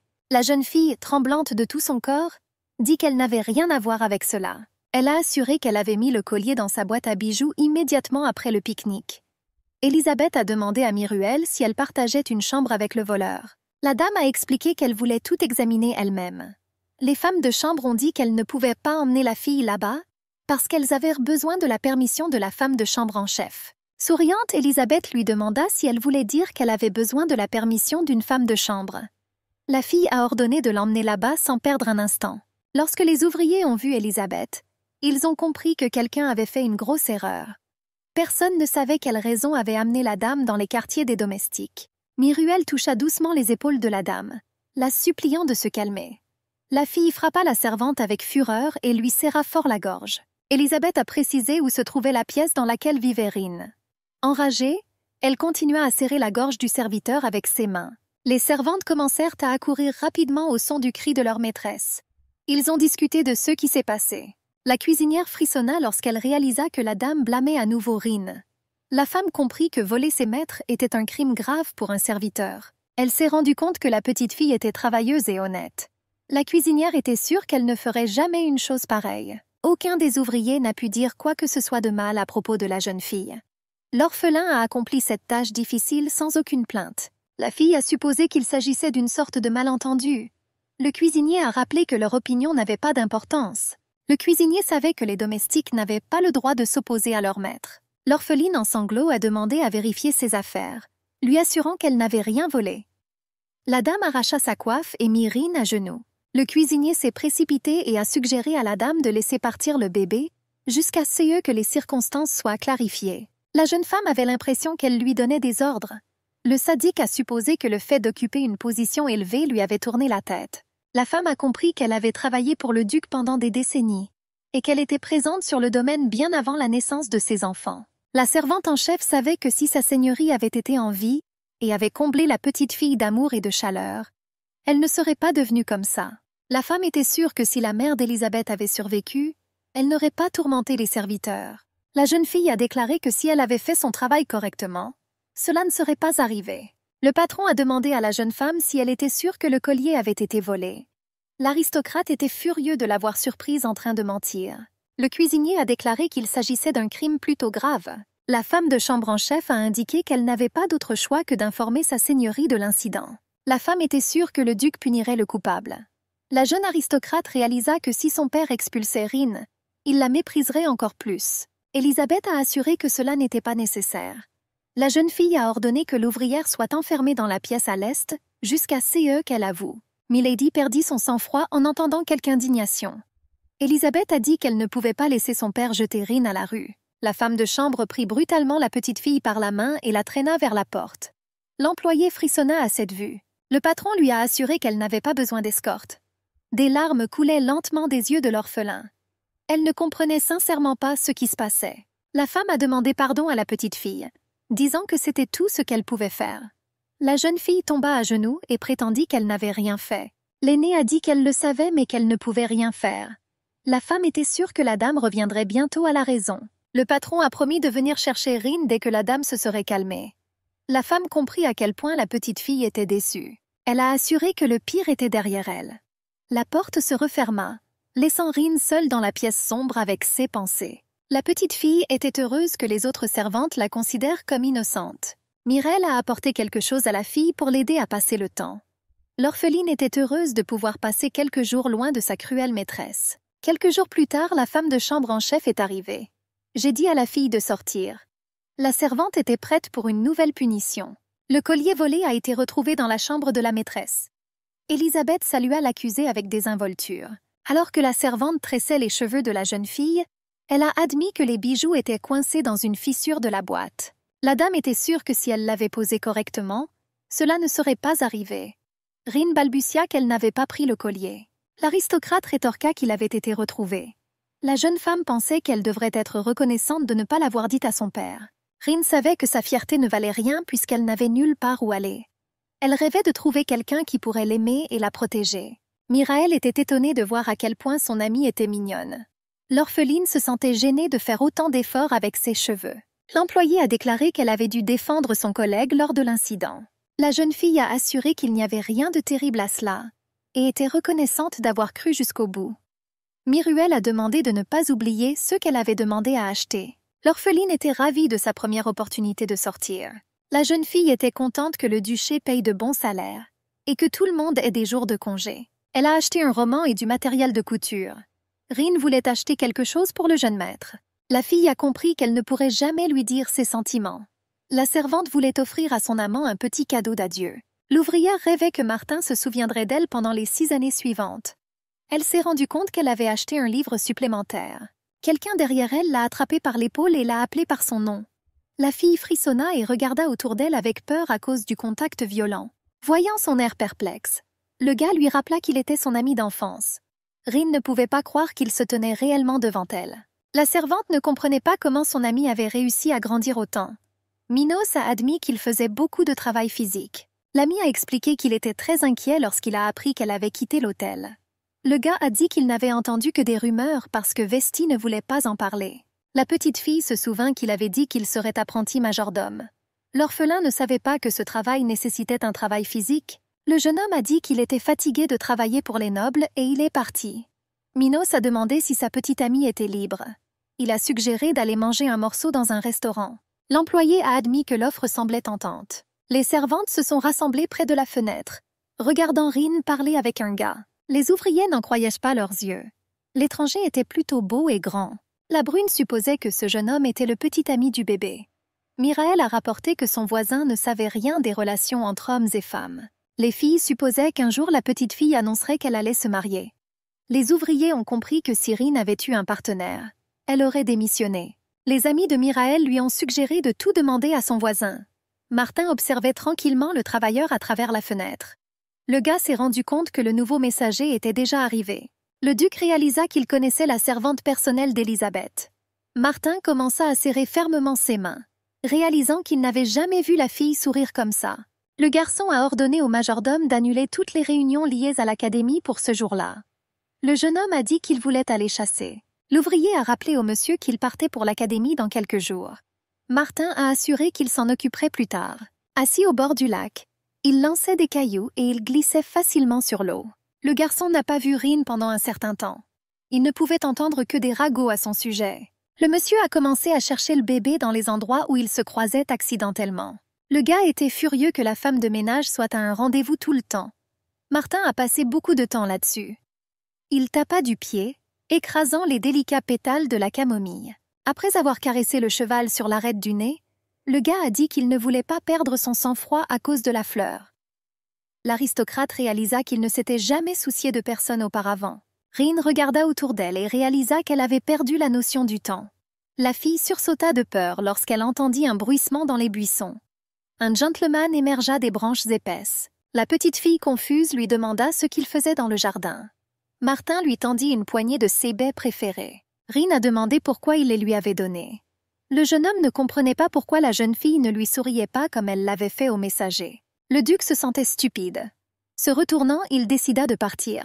La servante l'arrêta et lui tendit un mouchoir brodé. La fille a dit que des soucis étaient brodés sur le tissu. Elle a déclaré qu'elle était au courant de son départ imminent vers l'académie. Lâchant ses cheveux, elle lui souhaita une bonne vie sans maladie. Le gars lui a demandé d'attendre un peu, expliquant qu'il avait également cueilli des fleurs sauvages. Le monsieur a demandé s'il aimait le bouquet. Peu de temps après, le jeune duc partit pour l'académie. Rin était heureuse d'avoir l'opportunité de lui offrir un cadeau. La petite fille regardait, le visage baigné de larmes. La voiture s'éloignait lentement. L'employé nettoyait sa chambre à chaque occasion car elle voulait qu'il se sente à l'aise à son retour. Les années passèrent, et la jeune fille n'eut pas le temps de reprendre ses esprits avant que le 6e printemps n'arrive sans lui. Elle a eu 19 ans. Mirael a couru vers sa colocataire et lui a dit qu'il n'avait pas le temps et que tout le personnel était rassemblé dans le hall. La jeune fille a rapporté que le jeune homme était revenu. Le cœur de l'orphelin battait fort. Elle s'est rendue compte que la dame n'avait rien mentionné à ce sujet. Rin n'arrivait pas à croire que 6 ans s'étaient écoulés si vite. La femme de chambre est heureuse de constater que Martin est enfin rentré à la maison. Élisabeth salua son cher frère. La jeune fille espérait que son voyage se passerait bien. La sœur a supposé que Martin était fatigué. Elle a signalé que la femme de chambre avait déjà préparé le bain. Notre héroïne s'est rendue compte que sa maîtresse n'était pas de la meilleure humeur. L'orpheline comprit qu'elle devait être particulièrement prudente ce jour-là. Elle ne pouvait pas croire que le jeune maître était enfin rentré chez lui. Mirael a signalé que l'eau était suffisamment chaude. La femme remarqua que Martin était devenu encore plus beau. Elle pouvait à peine le reconnaître. Rin était curieuse de savoir si le maître se souvenait d'elle. La fille a dit qu'elle irait chercher plus de serviettes. En partant, elle tomba sur le torse luxueux du gentleman. Les filles rougirent et crièrent, demandant pardon. Martin leur a froidement informé qu'ils pouvaient y aller si le bain était prêt. Avec un frisson dans le cœur, la fille réalisa que le gars n'était pas celui dont elle se souvenait. L'amie de Rin lui a demandé de ne pas rester là comme un pilier et de sortir. La servante sentait qu'elle avait attendu Martin en vain tout ce temps. Les gens se sont rapidement rassemblés pour discuter de la date du dernier bal dans le duché d'Héripute. Ils étaient heureux que le jeune maître Martin soit enfin revenu de l'académie. Le gars était l'un des meilleurs de sa classe. Le gars avait l'âge parfait pour se fiancer. Il y avait beaucoup d'agitation dans la cuisine. Sa seigneurie décida de célébrer le retour de son fils par une grande fête. Le premier jour, les hommes avaient prévu de s'amuser au champ de tir. Un goûter a été organisé pour les dames. À partir du 2e jour, tout le monde se réunira. Mirael a partagé avec son amie qu'elle était très fatiguée d'organiser cette fête. Rin réalisa que tout le monde était concentré sur une seule personne. La jeune fille réalisa que tous les aristocrates traînaient autour du jeune homme, se disputant son attention. Rin réalisa que le jeune maître se démarquait de la foule. Élisabeth était incroyablement irritée que tout le monde se concentre uniquement sur son frère. La dame a demandé à Rin de lui apporter un ventilateur de la pièce car il faisait chaud. Après la réponse positive, un sourire méchant apparut sur le visage de l'aristocrate. Elle a intentionnellement laissé tomber son embrayage, faisant trébucher Rin. La femme de chambre a accidentellement taché la robe de madame avec du vin rouge. Elle se mit à crier furieusement, réalisant qu'elle avait taché sa robe chère. Les personnes présentes ont commencé à discuter du fait qu'un simple serviteur avait renversé une boisson sur Lady Betty Ford. La fille soupira lourdement et dit que c'était prévu. Élisabeth a rappelé à sa servante personnelle qu'elle lui avait demandé d'être plus prudente. Martin a demandé à Milady si elle était blessée. La fille était ravie qu'il se souvienne de son nom. Souriant, l'aristocrate dit qu'il ne pouvait pas oublier une fille aussi belle qu'elle. En courant vers la femme de ménage blessée, ses collègues lui ont demandé si elle pouvait se lever. Inclinant la tête, le gars dit qu'il pouvait s'en occuper puisque leur serviteur avait fait une erreur. Martin se souvint que sa sœur avait récemment acheté une robe rouge. Il a dit qu'Élisabeth serait heureuse si elle le regardait. « Je vous informe que cette robe était la seule de tout l'Empire. Betty était étonnée car même la princesse Regina ne pouvait pas obtenir cette robe. La duchesse serrait fermement l'ourlet de sa robe, se rappelant tous les efforts que cela lui avait coûté. Élisabeth sourit faussement, exprimant son espoir que son invité l'apprécierait. La maîtresse a ordonné aux servantes de débarrasser la table et d'apporter du thé et des boissons non alcoolisées. Inclinant la tête, l'orpheline commença à demander pardon. Le gars lui a conseillé de prendre un peu de repos. Rin n'arrivait pas à croire qu'il se souvenait réellement d'elle. Mirotel a promis de prendre soin de Rin et a remercié le maître. La jeune fille n'arrivait toujours pas à croire que le monsieur n'avait pas oublié son nom. L'invitée a dit qu'elle aimait cette robe. La duchesse, quittant la pièce, jeta avec colère la première chose qui lui tomba sous la main. Elle se souvenait de tous les efforts qu'elle avait déployés pour obtenir cette robe. Élisabeth rêvait d'y apparaître un jour avant la princesse Regina. La fille réalisa que son frère n'avait pas changé du tout et restait le même idiot. La fête de 3 jours s'est terminée avec succès. Élisabeth est restée silencieuse après l'incident avec Betty. L'orphelin est impatient de profiter de la tourmente pour jeter un autre regard sur le maître. La jeune fille regarda derrière la colonne avec incertitude, réalisant que Martin était entouré de ses pairs. Rin a réussi à oublier qu'il était un homme occupé. Elle se rappela qu'elle devait se contenter de le regarder de loin. Quelqu'un l'a appelée, pensant qu'elle était la servante personnelle d'Élisabeth. Philippe a sorti beaucoup de bonbons de sa poche. Il a généreusement versé des friandises à la servante, espérant qu'elle se réveillerait un peu. Rin le remercia pour sa générosité et lui demanda de lui faire savoir si elle avait besoin de quelque chose. Le seigneur dit qu'il était temps pour lui de retourner auprès de Martin. La servante espérait que ce jour-là, elle pourrait arrêter de penser à son maître. Une fois la soirée terminée, Martin s'est immédiatement rendu à la maison d'hôte. L'ancienne duchesse a passé ses derniers jours dans cette maison. Personne ne savait pourquoi le gars avait décidé de déménager là-bas. Rin se rassura en se disant que c'était pour le mieux. Elle espérait que pendant ce temps, elle serait capable de réprimer ses sentiments. Miruel a demandé à son amie de ne rien dire à personne. La jeune fille a raconté qu'elle avait rencontré Laura qui travaillait dans la maison d'hôte. La femme de chambre a dit que Martin organisait des fêtes tous les soirs. Miruel a signalé qu'il y avait un bruit sans précédent dans la maison d'hôte. Elle était sûre que les jeunes faisaient beaucoup de choses indécentes la nuit. Rin réalisa avec douleur dans son cœur que Martin n'est plus le gentil garçon dont elle se souvient. L'orpheline voulait savoir ce qui était arrivé à son amant pendant qu'il était à l'académie. L'aristocrate monta hardiment sur la table et continua sa danse. La jeune fille a rapporté que cette danse était particulièrement populaire parmi les gens ordinaires. Elena s'est approchée du gars et lui a demandé pourquoi il était assis là. A regardé indifféremment ce qui se passait. La propriétaire de cet endroit a précisé son nom. La jeune fille a expliqué que son nom n'avait pas changé. Elle a remarqué dès le début qu'il n'y avait rien d'attirant chez ce type. Elena a demandé à l'aristocrate ce qu'il lui cachait. L'aristocrate n'était pas satisfait de sa réponse. Elle a dit qu'elle savait ce qui s'était passé pendant qu'il était à l'académie. Le seigneur a dit que sans Elena, il ne s'amuserait pas du tout. La jeune fille versa soigneusement du vin dans le verre du duc. Il s'est rendu compte que c'était la meilleure chose à faire pour le moment. Martin était désireux de cacher la désagréable vérité sur sa famille. La dame était très irritée par le comportement de son frère. Élisabeth comprit que tant qu'il vivait dans la maison d'hôte, elle ne rencontrait pratiquement jamais Philippe. La jeune fille réalisa que c'était le moment idéal pour gagner la faveur de son père. Elle a ordonné à Rin d'aller voir comment allait Martin. L'aristocrate était impatiente de rapporter cela à son père. L'orpheline a précisé quand elle devait commencer cette tâche. La dame dit avec irritation qu'elle doit exécuter les ordres immédiatement. Élisabeth soupira lourdement et dit qu'il n'y avait pas une seule servante qui ne lui tapait pas sur les nerfs. La dame a dit qu'elle pourrait y aller après avoir terminé ses affaires au domaine. Rin marchait avec hésitation le long des chemins illuminés par le clair de lune. La jeune fille s'est rendue compte qu'elle n'avait jamais été sur le territoire de la maison d'hôte. Elle ne savait pas si elle devait saluer le jeune maître. Rin était curieux à propos de la dame à côté de Martin. Quelqu'un s'est approché d'elle et l'a attrapée par le cou. Le gars m'a ordonné de résister et d'enlever ma casquette. Martin a formellement ordonné à l'invité de ne pas toucher la fille. La servante ne comprenait pas pourquoi il venait à son secours. Le monsieur lui a demandé ce que le faisait près de chez lui à une heure aussi tardive. Rin a expliqué que la dame voulait savoir si tout allait bien pour lui. Martin ordonna sévèrement de le suivre. La fille réalisa qu'elle n'avait jamais vu l'étranger aux cheveux roux. La servante ne comprenait pas pourquoi elle lui rappelait tant son Altesse Regina. En entrant dans la pièce vide, Martin clarifia ce que voulait sa sœur en lui envoyant la fille. L'orphelin répéta encore la même histoire. Elle a demandé pardon au monsieur. Rin réalisa qu'elle avait en quelque sorte contrarié le maître. Le monsieur a soudainement attiré son visage vers lui et l'a embrassé. Le gars m'a demandé de transmettre cela à sa sœur pour que vous sachiez comment il va. Martin remarqua que la servante rougissait profondément. Il s'attendait à ce que la fille s'enfuit. Rin ne l'avait pas réalisé jusqu'à ce moment-là. Mais maintenant elle réalisait que si elle ne partait pas maintenant, il n'y aurait pas de retour en arrière. Elle a entendu parler des indécences qui se produisaient entre hommes et femmes la nuit. Martin a prévenu qu'il ne finirait pas par un baiser.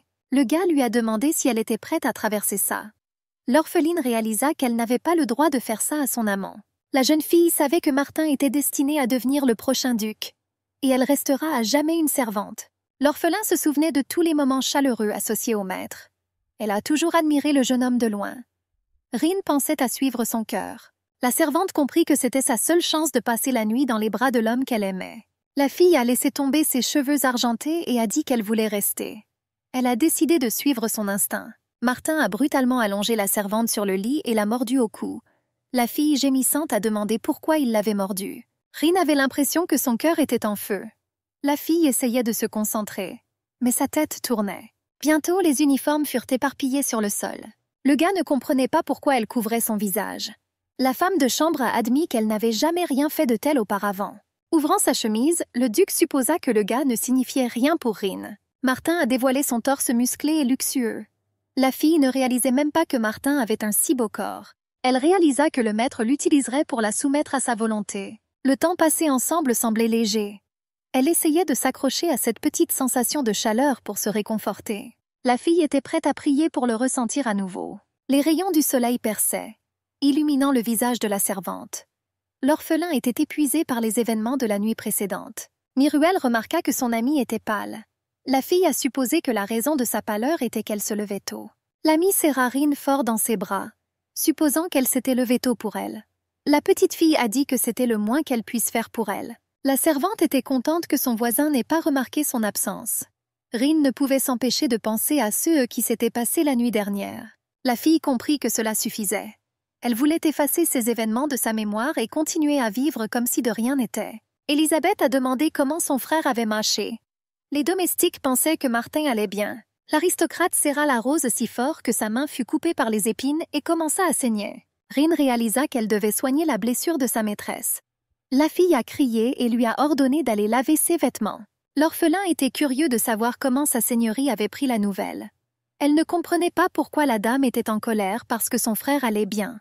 L'aristocrate frappa avec colère l'ouvrière au visage, lui disant qu'elle devait tout refaire.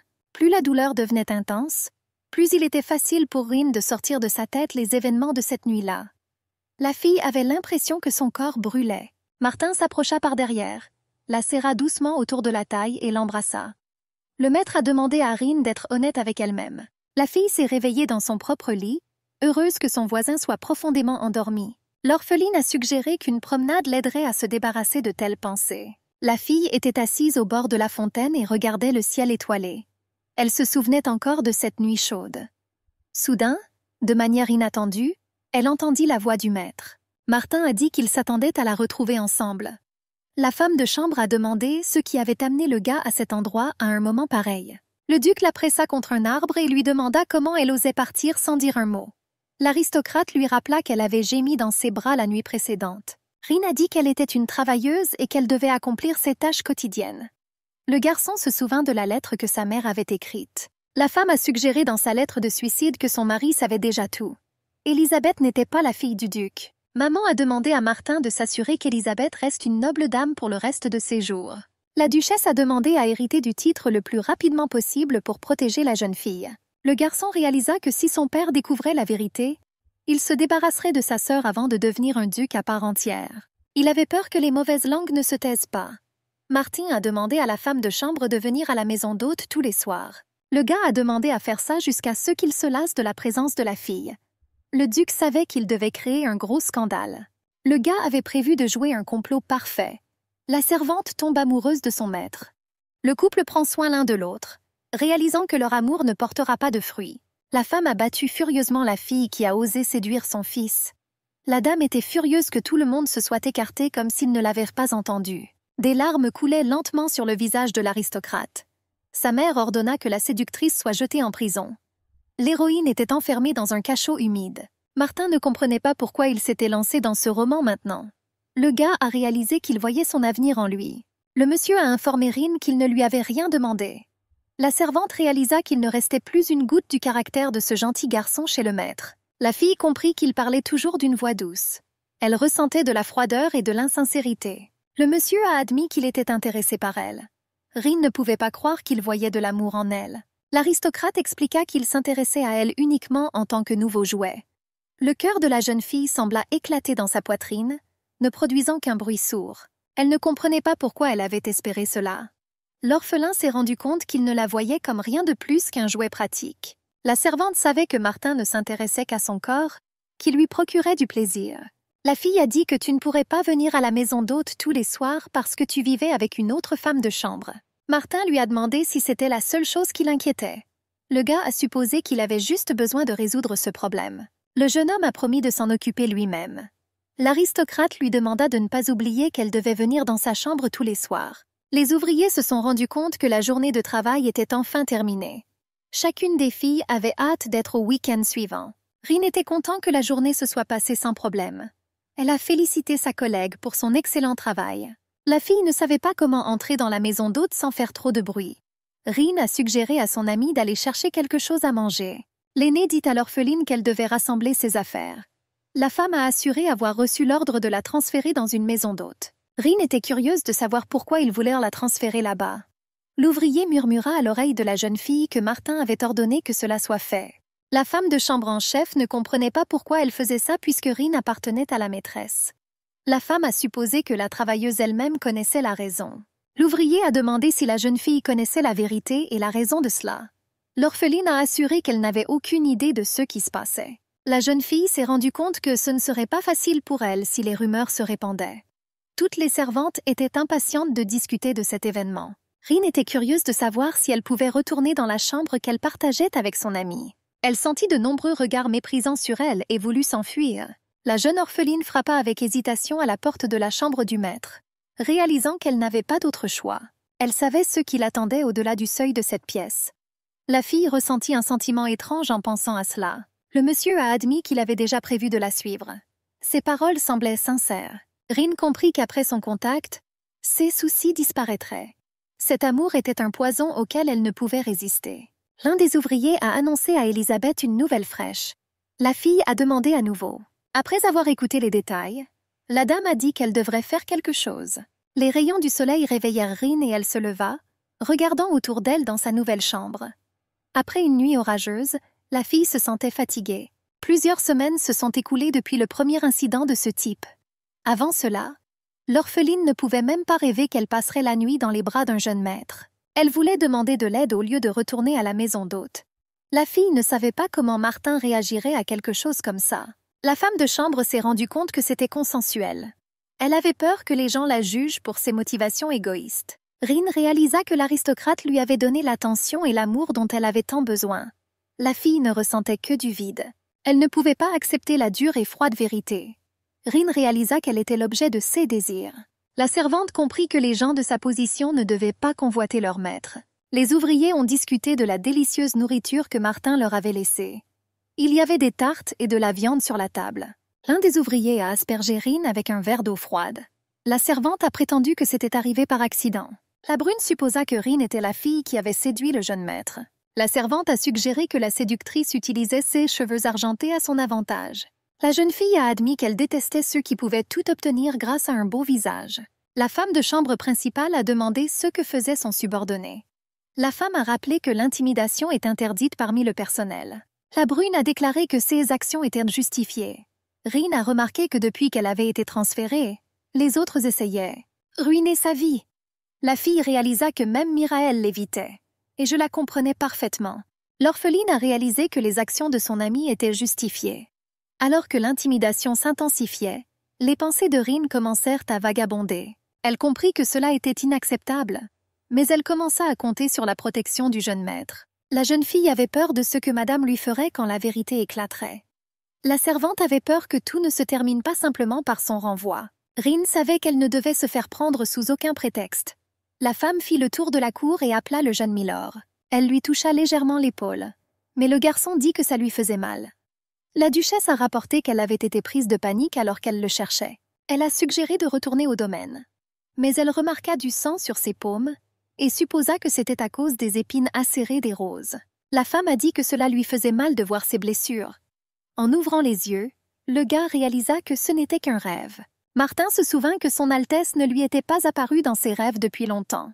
Le gars a compris que Regina monterait bientôt sur le trône. L'étreinte chaleureuse d'une femme lui manquait. La reine lui faisait un câlin chaleureux à chaque fois qu'il visitait le palais. Martin réalisa que la femme était la seule à le traiter avec gentillesse. L'aristocrate supposa que c'était la raison pour laquelle il cherchait Rin. Le monsieur a rappelé à la jeune fille qu'elle était obligée de frapper à la porte de sa chambre. Il ne comprenait pas pourquoi la servante semblait sur le point de pleurer. Sans réfléchir, la jeune fille se jeta dans ses bras. Rin a demandé à le lui refaire. L'orpheline aspirait à combler le vide qui l'habitait. Les gens autour d'elle la traitaient mal. La servante se sentait épuisée moralement et physiquement. Au plus profond de son subconscient, elle comprenait que le maître l'avait entraînée là-dedans. Elle ne se sentait à l'aise que dans ses bras. L'une des servantes entendit de forts gémissements au milieu du couloir. La jeune fille sourit et décida d'en informer immédiatement la dame. Il y avait beaucoup d'agitation sur le marché. Chaque vendeur s'efforçait avec empressement de vendre ses marchandises aux badauds qui se promenaient entre les rangées. Lisa a annoncé qu'ils avaient un nouveau dessert et a proposé de l'apporter. L'orpheline réalisa combien de temps cela faisait depuis qu'elle n'avait pas eu de jour de congé. Elle passait la plupart de ses nuits avec Martin. Le gars a fait un signe de la main à sa petite amie. La jeune fille demanda avec attention à son amie d'enfance si elle l'avait fait attendre trop longtemps. C'est seulement avec Minos que la servante se sentait calme. Le gars a dit qu'il avait commandé quelque chose d'intéressant et a suggéré qu'elle l'aimerait.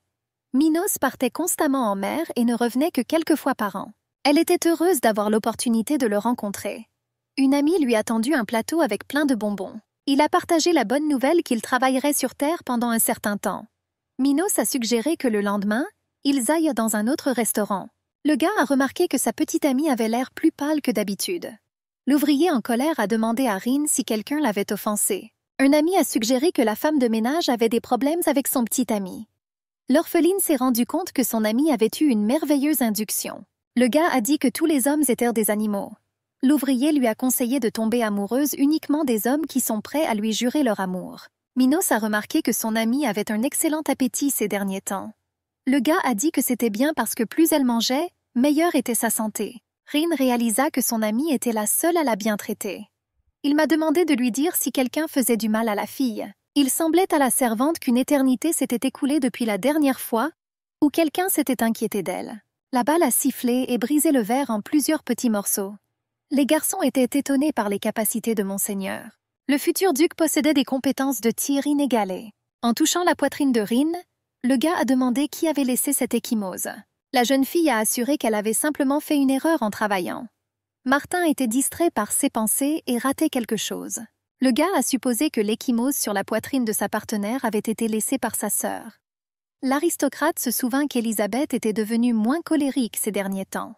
Martin ne comprenait pas pourquoi la fille ne lui disait rien. Le gars a remarqué que son jouet était déjà arrivé. Il était furieux quand il réalisa que Rin souriait à un idiot. L'aristocrate se souvint que sa bien-aimée ne lui avait jamais souri ainsi. Rin frappa avec assurance à la porte de la chambre de son maître.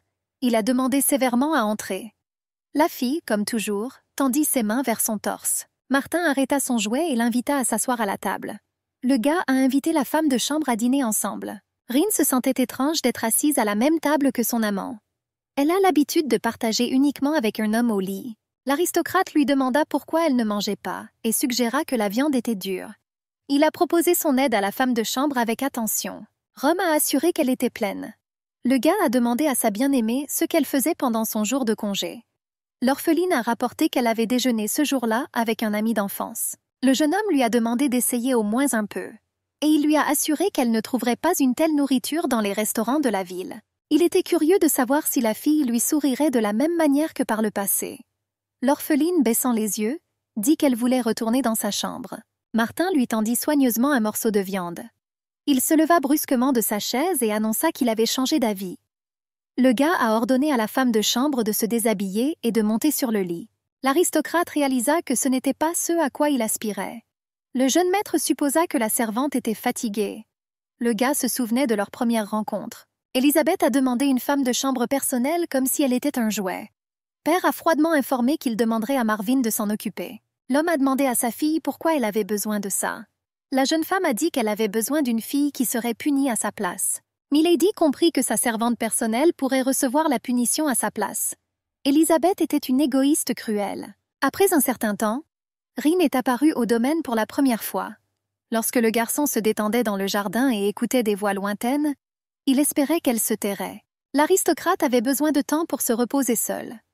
Martin, allongé dans les branches dufteuses des arbres, remarqua qu'une servante était assise en dessous. Le gars a supposé qu'elle se dérobait, et il décida de sauter, mais vit que le bébé dormait. Il remarqua que des gouttes de larmes coulaient lentement des cils de la fille. Martin était étonné qu'un simple serviteur ait la même couleur de cheveux que la famille royale. Ce jour-là, il s'est intéressé à la fille. Jusqu'à ce moment-là, l'aristocrate ne s'intéressait à rien. Mais il y avait quelque chose chez Rin qui piquait son intérêt. Le gars voulait serrer la femme de chambre dans ses bras jour et nuit. Le jeune homme a perdu la tête lorsqu'il a vu la fille pleurer à côté de lui. Martin se sentait comme un enfant obsédé par son jouet préféré. Le gars a supposé que c'était un sentiment de propriété qui parlait en lui. Il était sûr qu'avec le temps, cela disparaîtrait comme de la fumée. Martin s'endormit avec sa bien-aimée, serrant fermement son corps fragile contre lui. L'orpheline s'est rendue compte que la dame ne l'avait pas appelée depuis longtemps. Rin était contente d'avoir eu ce premier jour calme depuis longtemps. Un collègue l'a fait trébucher, ce qui a fait tomber l'orpheline au sol et lui a fait renverser ses pommes. La fille sourit et supposa que la victime était la salope des rumeurs. Marie sourit sarcastiquement et dit qu'elle comprenait à quel point elle était fatiguée à cause des plaisirs de la nuit. Rin réalisa que son collègue venait tout juste de commencer à travailler pour la dame. La jeune fille réussit immédiatement à gagner la faveur de madame. L'orphelin a commencé à travailler davantage dans le domaine. La petite fille se sentait libre de sa maîtresse. Miroël a aidé son ami avec attention à cueillir des pommes. L'ami, visiblement nerveux, a suggéré que Rin avait quelque chose à dire. La jeune fille a demandé pardon pour ne pas l'avoir défendue, et elle a assuré qu'elle serait toujours du côté des orphelins. La servante ne comprenait pas comment son ancienne amie pouvait lui faire confiance dans une telle situation. Rin était heureuse qu'elle soit toujours prête à la soutenir. Elle a commencé à avoir l'espoir que la situation changerait pour le mieux. Bientôt, toutes les servantes étaient rassemblées dans l'arrière-cour. Les ouvriers, hommes et femmes, ont discuté pour savoir lequel d'entre eux avait fait une erreur. Rin réalisa que le destin avait des plans différents pour elle. Les servantes ont discuté de ce qui s'était passé. Elisabeth a balancé son fouet et il a coupé l'air, faisant taire tout le monde. La dame Pomrachneff a déclaré qu'elle savait tout, y compris les viles rumeurs. La jeune fille a dit qu'elle avait entendu parler de la servante impudente qui avait osé séduire son frère. Rin couvrit involontairement sa bouche avec ses mains. La dame a ordonné à l'orphelin de s'avancer. Tremblante de tout son corps, la jeune fille réalisa que les rumeurs étaient parvenues jusqu'à la dame. L'aristocrate sourit et remarqua que l'insolence de la servante ne connaissait pas de limite. Elle ne comprenait pas comment elle avait osé séduire l'héritier de la famille. Elisabeth a dit qu'elle ne pouvait pas la laisser impunie. Elle a dit qu'elle était une femme miséricordieuse. L'aristocrate ne pouvait pas permettre à Rin de continuer à faire des choses comme ça. La fille a dit qu'elle se couperait les orteils, car ses mains étaient nécessaires au travail. Milady exigea des aveux. Ruth a demandé ce qui se passait. Elle l'informa que si Elisabeth réunissait tous les serviteurs sans prévenir la famille, alors des problèmes pourraient survenir dans le domaine. L'aristocrate remarqua que la femme ne s'acquittait pas très bien de ses devoirs. La femme de chambre, visiblement nerveuse, lui demanda ce qu'elle voulait dire. Elisabeth était sûre que la femme savait déjà tout. L'aristocrate nous a rappelé exactement cela. Elle a déplacé Rin dans la maison d'hôte. La fille a demandé si Martin l'entraînerait dans cette aventure. L'aîné a dit que c'était sa propre décision. Rin ne comprenait pas pourquoi elle mentait pour elle. Ruth a assuré qu'elle avait transféré la jeune fille dans une maison d'hôte et l'avait placée dans une chambre séparée. La femme se souvint que c'était l'orphelin qui s'était porté volontaire pour éteindre les lumières la nuit. La femme de ménage en chef a indiqué que ce travail rendait difficile une bonne nuit de sommeil, car il devait être effectué tard le soir. La femme a assuré que le suspect n'avait jamais quitté sa chambre. Marie leva la main pour surprendre la femme de chambre en train de mentir. Esse's collègue ne pouvait pas croire qu'elle essayait de blâmer la femme de chambre en chef. Elisabeth a demandé si la fille avait des preuves. La garce sourit et dit que les rumeurs étaient vraies.